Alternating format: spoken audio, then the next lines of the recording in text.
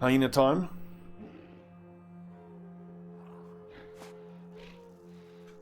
Are they flanking us? What are they doing? Oh, I expect them to run straight at me. There we go, that's more like it. I should actually step my sword lads one back and down. My liege. Good tonight. Will you come with me to Camelot? And Zvez, thank you, my loyal subject. Welcome. Couldn't you just run around outside now? You have a full cult and force convert. I think so. Yo, Rogo, what's up? I think hold position, everyone. Like that. Like that. Just makes it a little harder for the hyenas to get around us. Whoopsie, shouldn't have ended his turn there. Well, I say loyal just to differentiate between my subjects and the bloody peasants.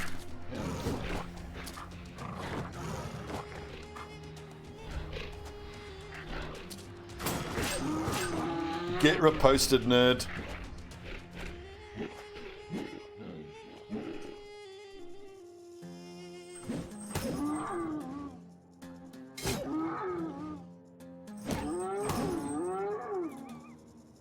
I did, Roger. It looks very cool. I don't see any need for any changes to that last piece you sent me.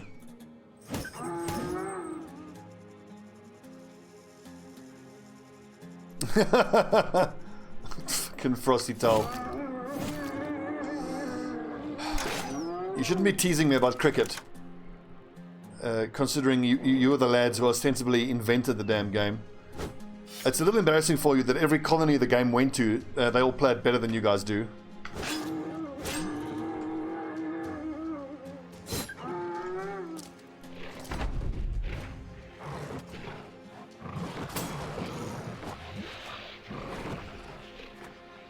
Frosty, last time we spoke, you said you started a new war band, but you got wrecked like in the first week. Did you restart and get that war band going?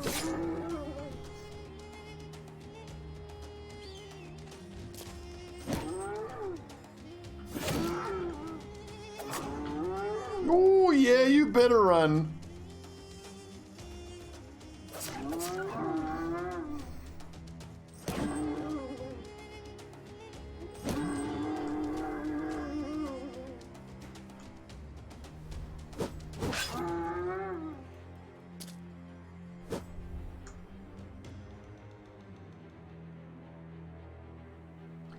Robin is hard to emulate. Oh, what you did the all archers. What's that called again? The hunter's background. That's one of the better starting backgrounds, origins.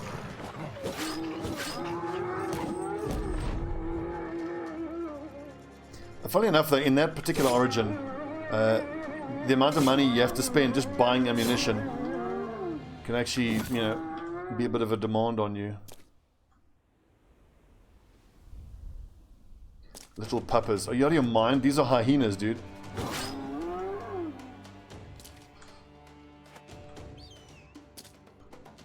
It would be cool if the Houndsmaster was able to tame hyenas as well. So apparently the acidic saliva you mix with something else and you turn into grenades.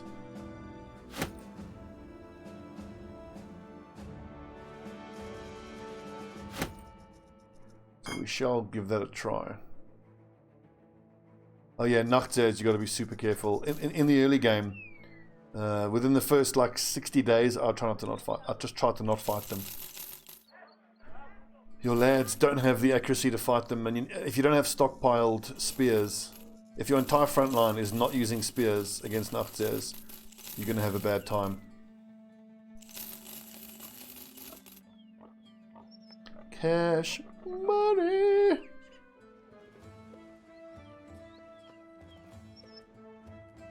Right, can I conceivably make profit off of these yet?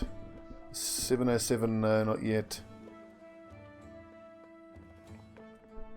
What kind of weapons do we have here?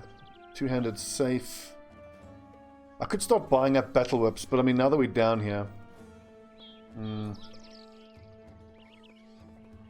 Well, you say it's a tough way to learn, but isn't that pretty much how we learned, you know, anything and everything in Dota? Just by getting absolutely rinsed. Yeah, fair enough. Ooh. Excellent. Our first level 11 dagger lad. Nice fatigue, that. I could have gotten away with heavy armor. Maybe... Nah. Okay, what do I need here? I need Killing Frenzy and Indom.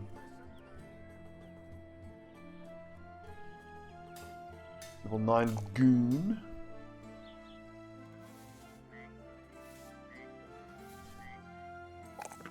Yeah. Prodigy. Insanity. Okay, I'm gonna go Indom now. Who doesn't have Indom on the front line? Only Arbus. So at Arbus's next level up, I can give him Indom. And then we can start fighting snakes. It was such a pity the in-house last night. I had a great draft. I was quite pleased with the draft that I put together.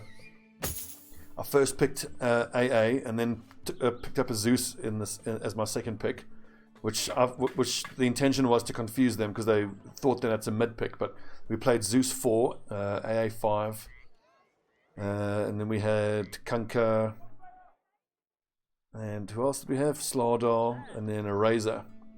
So like we had 2 or 3 characters who could all have been on mid, and I ended up putting a Monkey King against the Razor, and the Razor predictably smashed the Monkey King. But then, like 37 minutes in, when we were 10k ahead, we were doing very well. Then one of their guys disconnected. Alright, so I think we need to hire 4 indebted.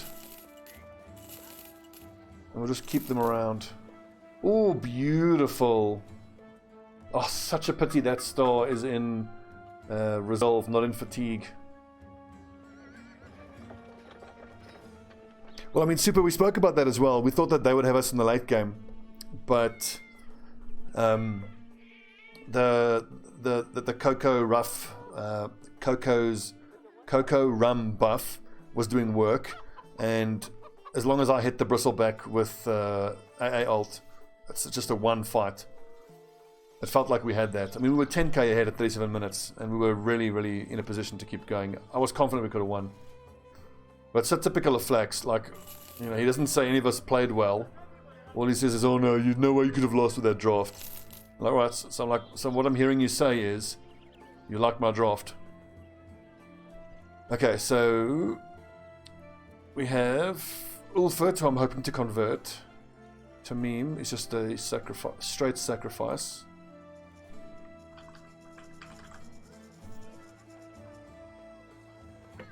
Galib, the 3 stars in melee skill. Pound, thanks for the sub, my man. Loyal subject. This could be a shield breaker, but we have to convert him. Sacrifice. Shield breaker.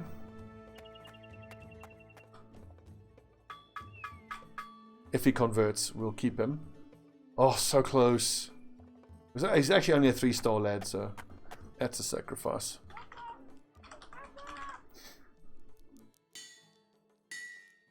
Both the pistol and void with your ult.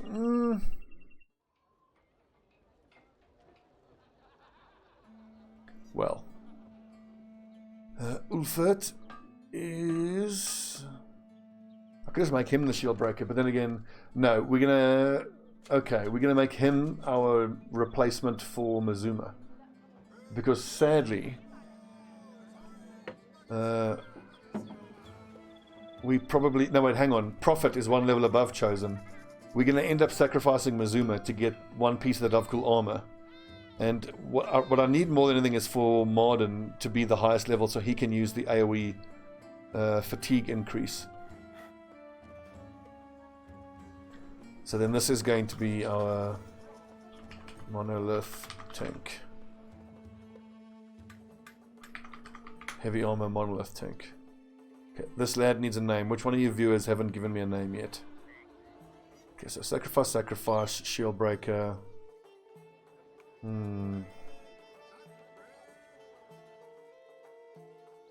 And then this lad could be a ranged lad, but he needs... I'm going to mark him as sacrifice. Because he needs to convert first. Right, who got in first? Enko.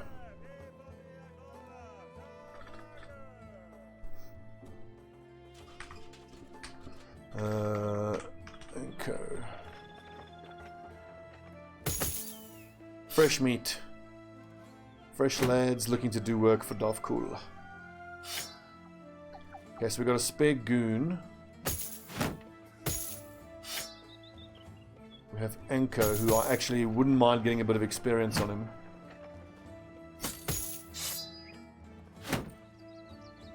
Zedog, I need him to get experience, but we haven't fought any enemies where I've felt safe taking him out yet.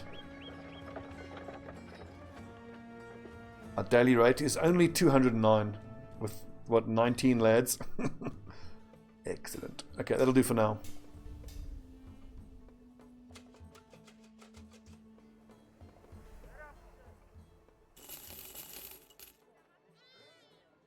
What you got for us? Escort 3 days to the northeast. Fine, we're just gonna have to come trekking all the way back down here again. Weaponsmith, armorer. Ooh, alchemist. I need to pick up powder bags. Well, not until I get handguns, so... Second wind isn't worth buying right now. Where do you actually buy the handguns? Do you have to get one of these southern cities that actually happens to have a Fletcher in it?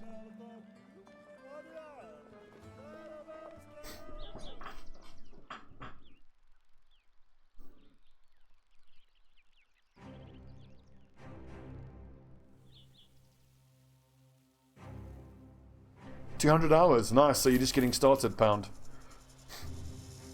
You'll see, this game will suck up thousands of hours of your life. If, like me, you finish a playthrough and like everyone dies, campaign ends, and instead of feeling entirely disappointed, you feel somewhat disappointed, but you also feel like, okay, cool, I want to try something different now. I'm going to try a different strategy. So there's a lot of orcs, but I think I can actually get Zedog into this fight. Because now the whole front line, except for Arbus, we've all got Indom, so these little orcs can't stun us or anything. What's up, Jumas?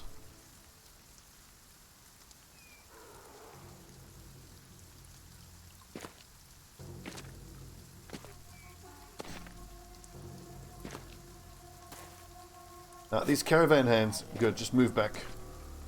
Just move back, you fools.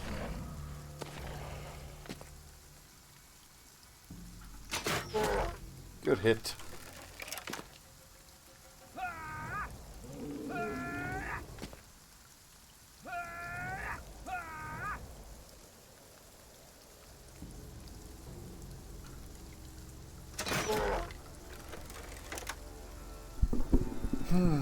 I haven't tried the guns yet. I have been in no hurry whatsoever to engage with the southern content. Just because I feel like a lot of the enemies in the south are a lot more dangerous.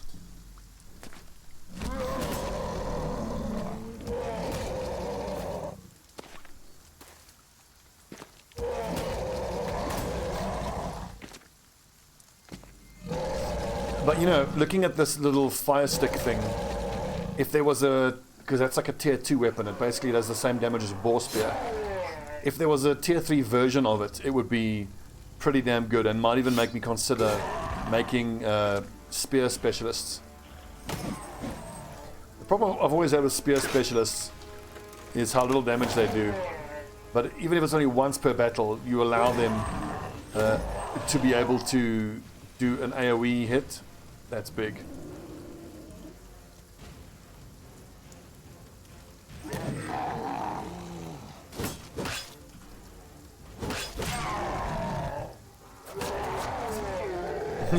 Good stabbing.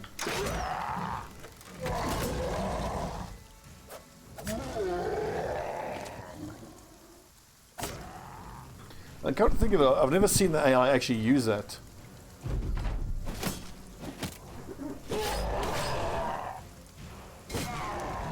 I think we'd need a bigger battle than this for them to want to use the AoE attack. I might have something in the works, actually, super duper. I'm trying to find a blacksmith who can make me a recreation helmet. Oh, there we go. He uses it. It's underwhelming.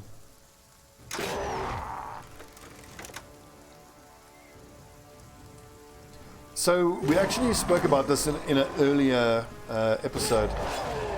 This type of flail hasn't been changed, but the three-headed flail has been. And I'm pleasantly surprised by how powerful they are. That being said, we haven't really fought them, haven't fought against orc warriors yet.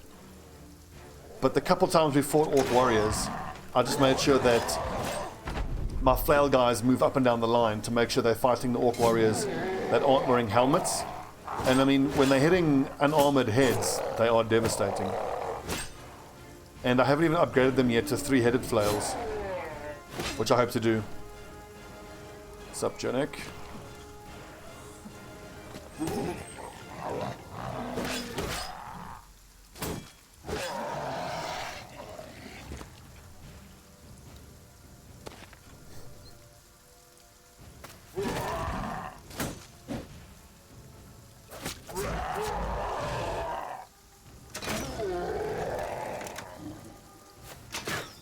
Oh, miss. Point blank miss. Did he attack 3 times? Oh no, that thing was fleeing, that's why. I thought since when can you attack 3 times with a Shamshir?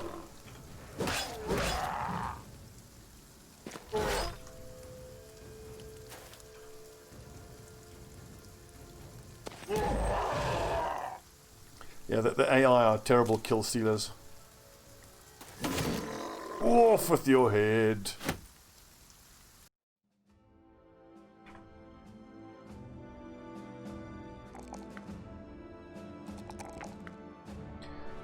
Okay, level 8, he needs recover very much. It's 4 plus 3. Right, Z-Dog, finally, you got your first level up. You're on your way, dude. Okay, nomads, many outlaws and some archers. So I think Z-Dog will sit this one out. We'll take Raging Fury in. I just worry that with some archers, they're not going to come towards us. So let's whip out the kite shields. We might have to advance under archer fire here. Which could be quite nasty. Okay, they fucked off.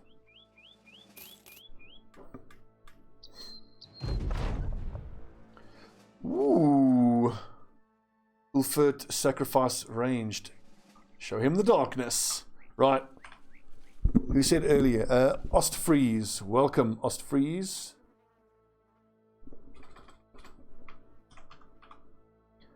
Ost. We spell it O-S-T. Freeze. So earlier I was planning on only having 2 ranged guys, but I mean, considering how low the wages actually are for these guys, no reason that we don't have... Well, we can do 4. I'm just trying to ask myself, are there any battles where I'm going to want 4 crossbows / gun lads? We're up to 3 ranged lads, so keep looking for another ranged.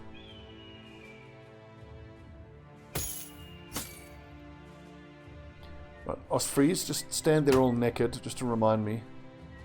Wait, hang on. Keep your bow and arrow, I suppose. Alright, Viking. Looking forward to tomorrow's XCOM. I've been thinking about that assault on the regional headquarters we got going. And actually the main thing I'm concerned about is we have to infiltrate for at least 23 days. And if there's a Haven defense mission in those 23 days, we're not going to be able to do it because all our brightest and best are infiltrating.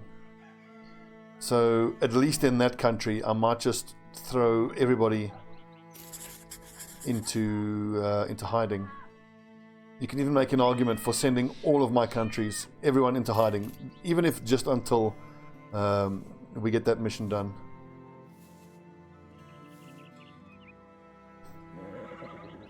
The thing is, the B team is going to be using a lot of laser weapons, and a Haven defense with laser weapons is we're going to get wrecked. Okay, direwolves, fine. I've got so much fresh blood here.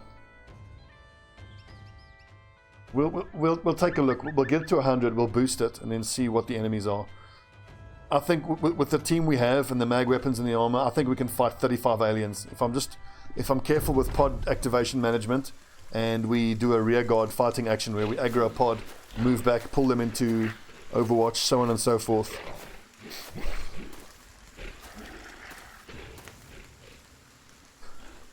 We'll see. Lots to think about tomorrow. I didn't switch out the shields. That's a failed trumpet.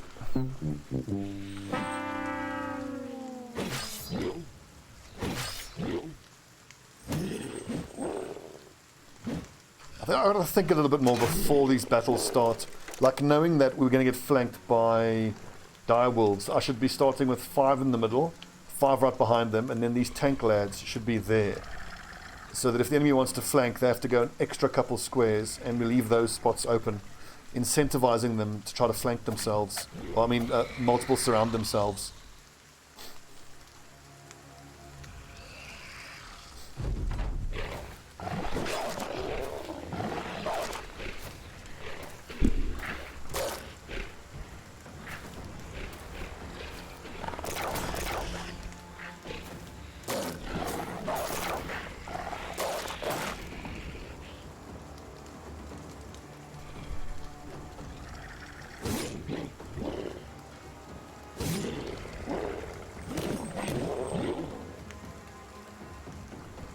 Do you have a man? I don't think so. In my Battle Brothers campaigns, getting a main brother in is quite contested, actually. Not too bad, Ruffle. We just had our first little mission in the south of the map, and then typically the very first mission in the south of the map takes us out of the south. So we're just going to finish up this little hunt down what terrorizes mission. Then we'll head back down to the southern city.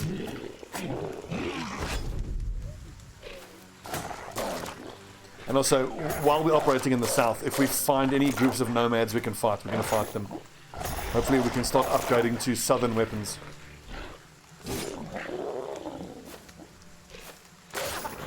You piece of shit.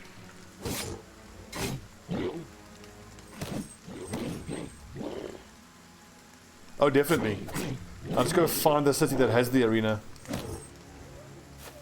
We don't have the greatest lads for actually competing in the arena, but I mean, actually, maybe if we send out like Mizuma, who's a pretty damn good tank. Look at that, 92, 66, decent armor. We send him out with Stobbie, the dagger lad, and then maybe one of the axe specialists. Axe guy to break shield, tank to keep lads busy, dagger dude to do a lot of damage.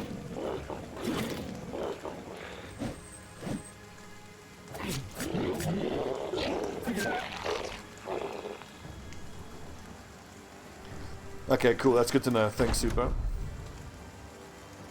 I just need to start just getting the experience in the arena. Because the very first time, in like a couple episodes ago, we went into the arena. It was a super insanely difficult disadvantage handicap match, and I didn't want to do it. And that kind of put me off it for a bit.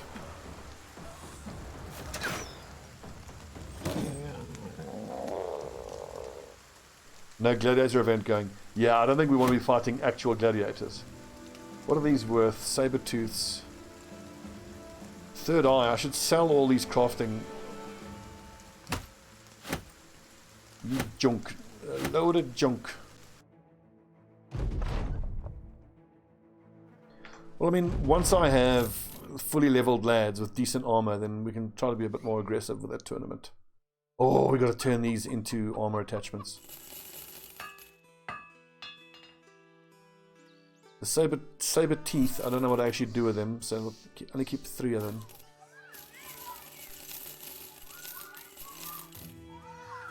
I think we should upgrade the cart. We can certainly afford it. Yeah, let's upgrade the cart.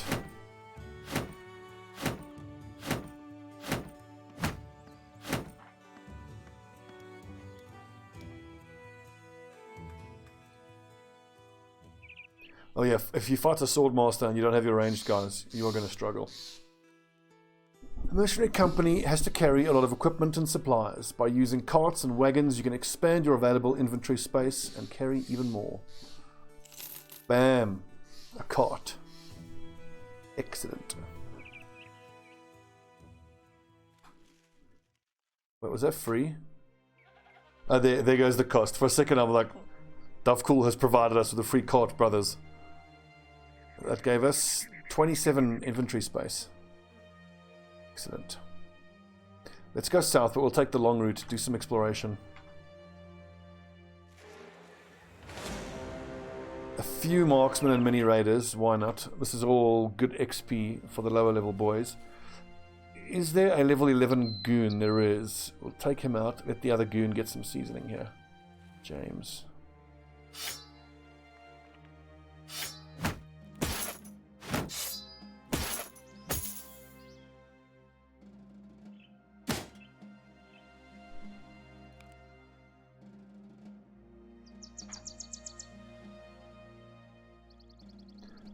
That was improved scouting locations or some description like that. That's not really essential information though. It's nice to know it, but it's by no means essential. You know, funny enough, when I first heard about fortifications, and I thought it was going to make things so much easier, but with like in a lot of these bigger fights where I'm fighting bandit camps, the fortifications are in a big convex shape like this, and you have some open squares, which has had the surprising consequence of making the bandits spread out more, which a lot of the times has actually made the fight easier. And if you can get your polearm lad to that square, you can attack over the supplies to hit the ranged guy. So it hasn't interacted really at all as I expected. It's been a nice surprise.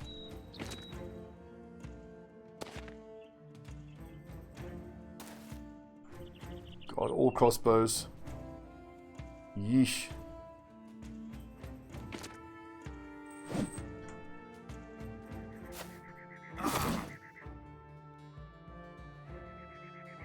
Up to the balls, this sort of fight, just walk him to fight, all 10 at once. Well, super, I think that's kind of the point of the Lone Wolf start. That power trip feeling. Nice missed shot, Emery. I gotta say, of all of the origins, the Lone Wolf is my least favorite. I found it so boring.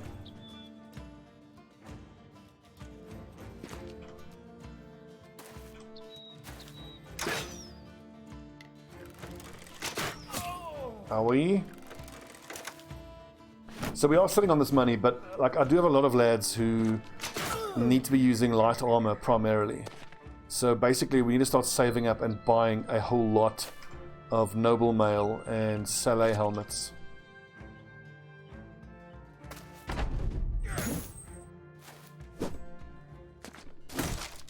You're alone the whole game like a single lad. Jeez, like the little bit that I started with Lone Wolf, those first few fights I actually found quite difficult. Because you have so little starting money. And in the beginning, like, you know, you're fighting groups of between 7 and 12 thugs. And even that can give you some trouble. The thugs, I mean, just because of their numbers. Hit Wolfgang. Damn it.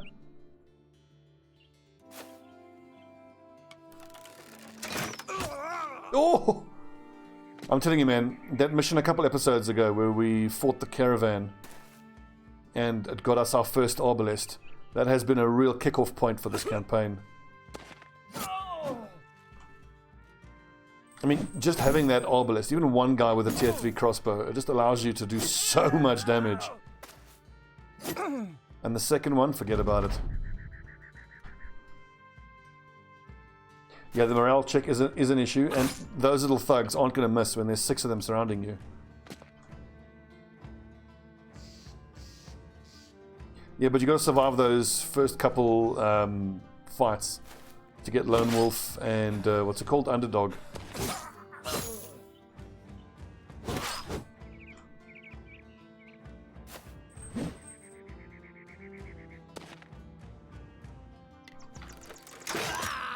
shot. Bloody crossbows. It's an injury we could have done without.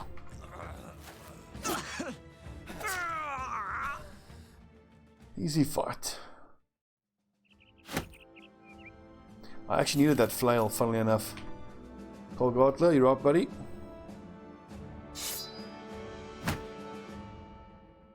And an extra long axe is always welcome.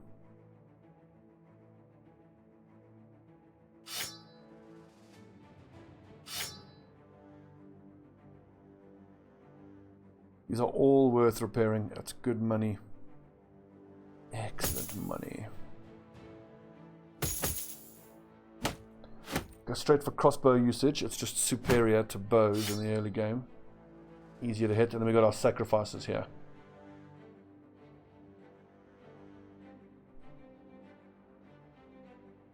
Yeah, Nicola, I agree with the lone wolf. But the thing is, like, I don't know. My issue is eventually, like, I mean, when you're 1,000 days in with your lone wolf campaign or a peasant campaign, I would predict that the peasant group would wreck the lone wolf group. I mean, once you have a full group of what, 12 level 11s, then it's the badass you started with is just one of the many level 11 badasses you have. You'll still be a little bit above them, but you know.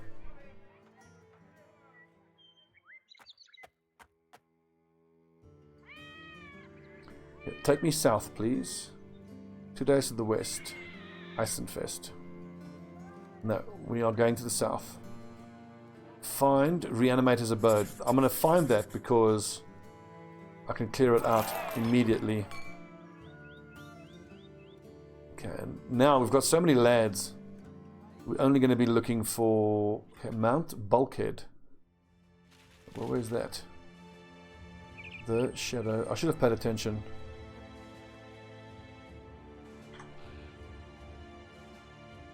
Well, we'll get a tip in a sec. Oh, there it is. Lol.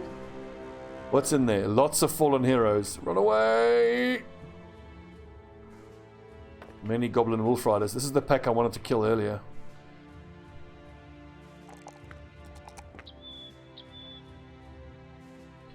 The assassins, no. Not yet.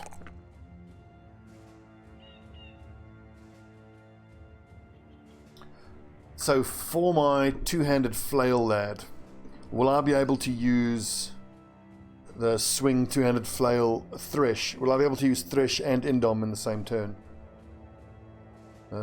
Probably. I'm fairly sure I'll at least be able to use the single attack and indom. Funnily enough, the regular two-handed flails do less damage. It's 40 to 80 with a single attack, and this is 25 to 55. So actually, this regular flail outperforms the two-handed flail. We kind of need to get our hands on an orc two-handed flail before Arbus actually will start, you know, using a two-handed weapon. And as you can see, we need better armor for him. He's not level 11 yet. His melee skill isn't that great. He's probably going to have not even 80. 70 something.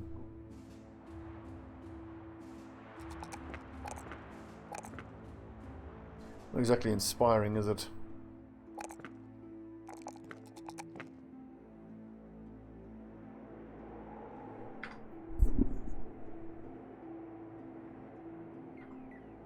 But then again, you talk about that's the Davkul experience. Having lads that aren't that good at fighting is part of the Davkul experience. We'll get him. It's just going to take a while.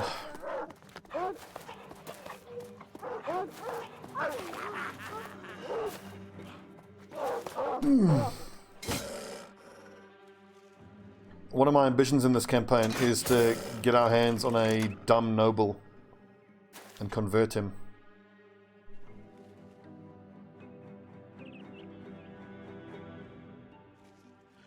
Agree, Wasted. Agree.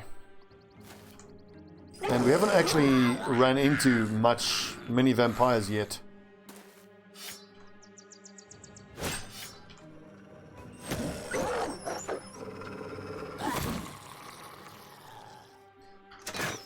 But for me, the idea has always been just stick it out, get established, and then start hunting for superstars. And we're in the hunting for superstars phase now.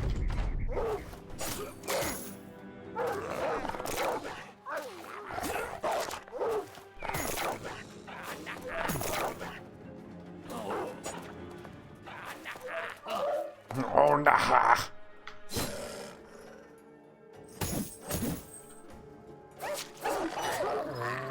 Stabby, stab, stab. I love daggers.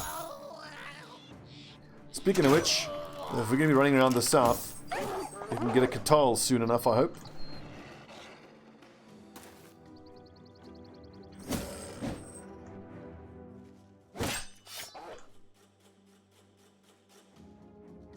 Virtual Viking, I'm only taking in real time on stream. So unfortunately, you're just going to have to hope you get lucky. But as I said in the Discord, at least then, people who are actually actively watching will be in the active roster. And honestly, towards the end there, managing the name list became such a bummer.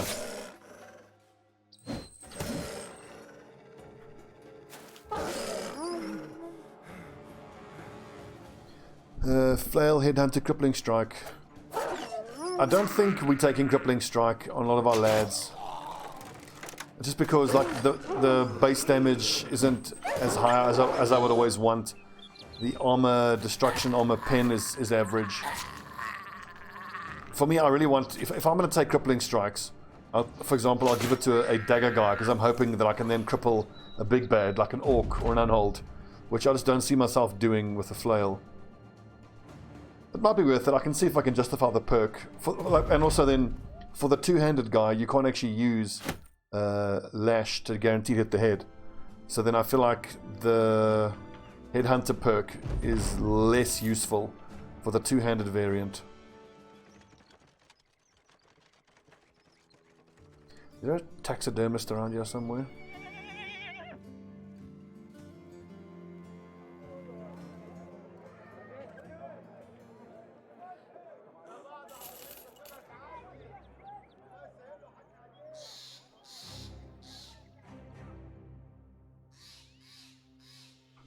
I think actually the injury is less likely with a three-headed flail, because the total damage of the three-headed flail is divided by 3. So it's like what, 30 something to 70 to 70. I think it's 35 to 70.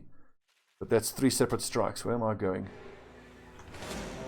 So I kind of feel like this type of flail is more likely to cause an injury. I mean, the two-handed one is more likely because it rolls up to 100. Remember, for injuries, you want single damage, single hit, the highest single hit damage.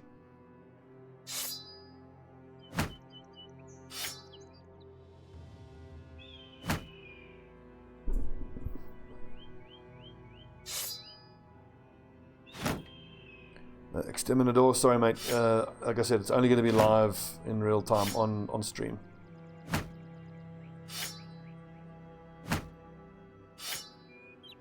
But you're a loyal viewer, I'm sure you'll be watching live, you'll have a chance. And if there's ever a playthrough where you have a decent chance of getting in, it's a Davkul playthrough. What with the constant killing of your own brothers. Zedog, the ranged lad, I think he's actually better off with the pike. No, he's not. That's a lot of spiders. That's a lot of spiders.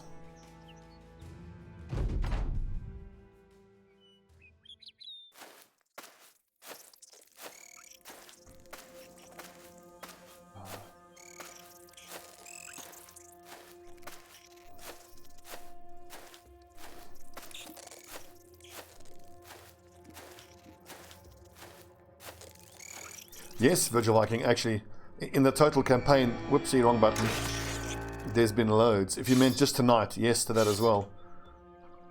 We actually had to sacrifice Kakabilo, who was a promising shield breaker lad. I wasn't expecting a sacrifice event and it popped.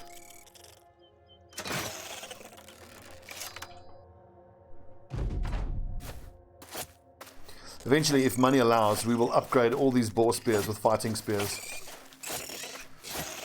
You can also argue for Speetum, because the Speetum, it does more damage.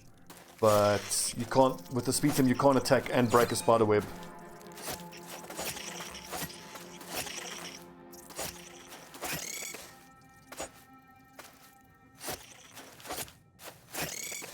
I'm pretty sure it's a mystery, Martin.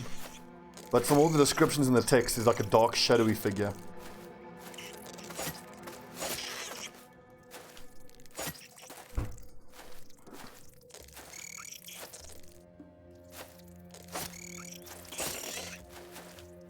Northern flank is looking a little compromised.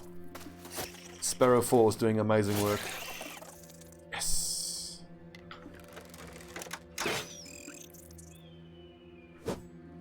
Damn it.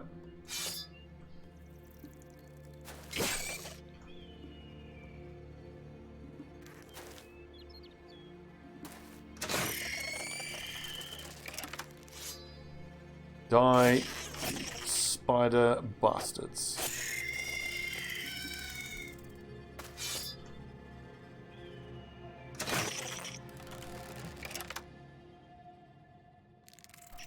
Do I want to reinforce that northern flank anymore? I think I do. A lot of pressure now on Stobbie, but I've got the highest melee attack, so he's very unlikely to miss. I think he's got like over 100 melee skill, plus the 20 to hit from the spear.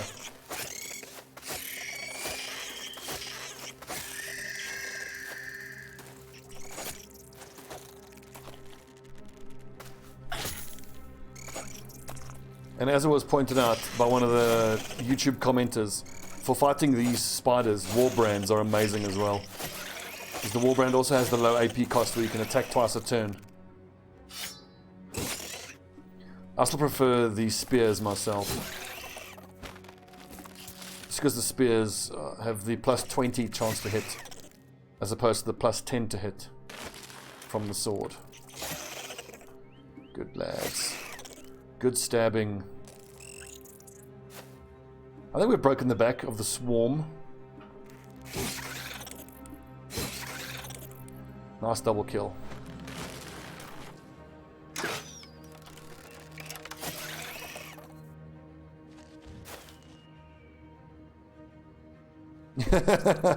How much do we make a tent out of Mizuma?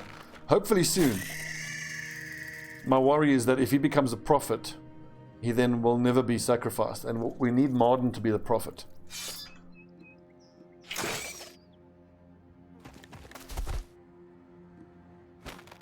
I really don't want one of my lads holding the flank being the guy who gives the plus fatigue for everybody.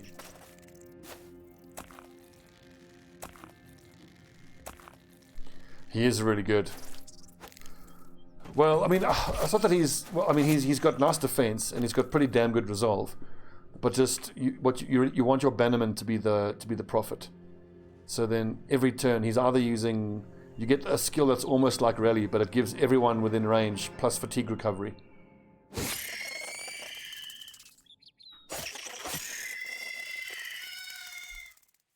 I think it's just for that one turn. So literally every single turn he has to use his AoE skill.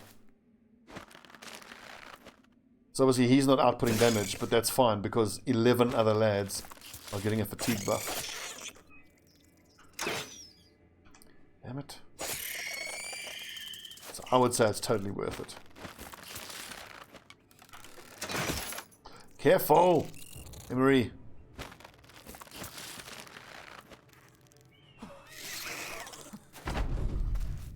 And dogs. We need to stock up on some dogs, but I think there's only one kennel on this whole map. It's in the north. Let's stay focused. We're going to head back down to the south and try to stay there. It'll just be nice if I don't get delivery missions that take me out of the south.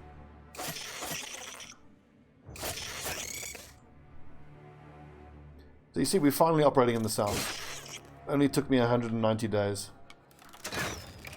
Damn it. Exactly, just like a barbarian drummer.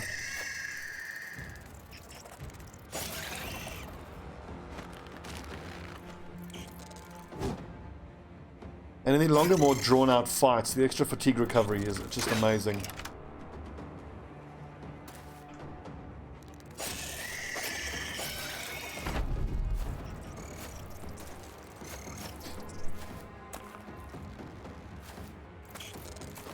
That would be amazing, like a drum you can see is made out of human skin. I just can't wait to get the Davkul armor. Shouldn't hold our breath though. It's going to take a while.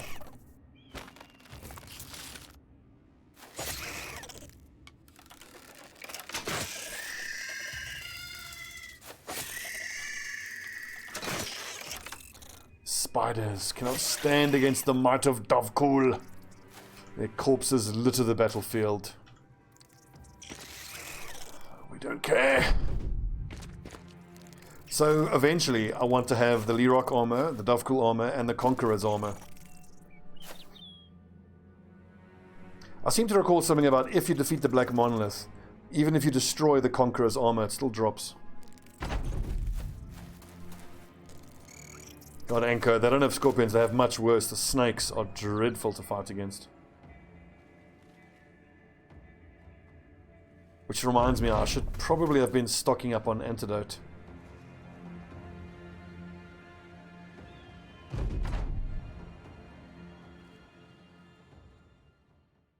This is a nice little addition. Extra bit of jewels.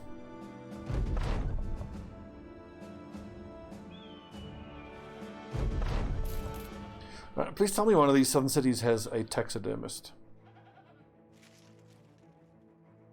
There we go. Al Anwar has a taxidermist. Food getting a little low. Before I forget, let's switch back to normal weapons.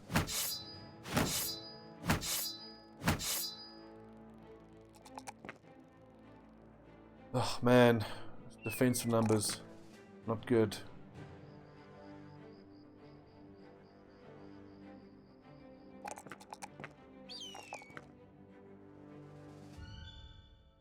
Bullseye. I should actually have taken Bullseye. Well, we're on level 8. Eventually we'll need Bullseye for picking off enemy ranged lads, but not just yet. We'll get Bullseye later on.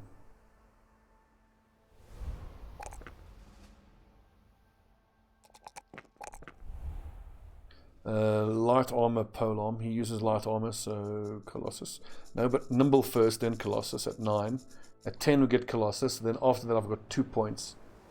Killing Frenzy and something else. Yeah. Oh, see, Backstabber was a waste on Wolfgang. But I can make the Forgetfulness Potion. I would switch out Backstabber for...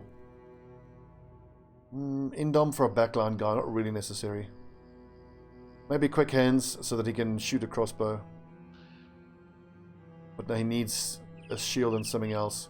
If I'm going to say Quick Hands for crossbow usage, then I want bags and belts as well, in addition. So probably I would switch out, in this build here, I would switch out Backstabber for reach advantage.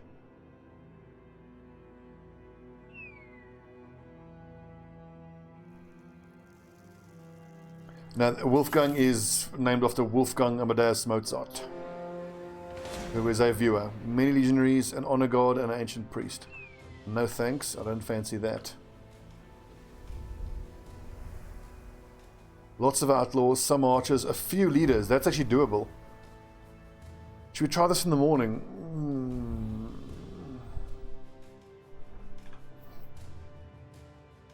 Let's quickly heal up and fix all our armor. And we'll give that fight a try.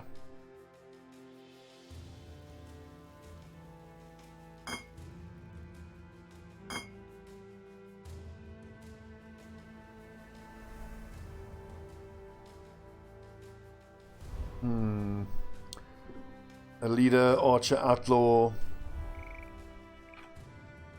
Yeah, if the event pops up here with an assassin, then that's going to be too hard for us. Okay, so YouTube folks, when you come back in the next episode, let's take on this group of nomad outlaws. Hopefully no assassin in there.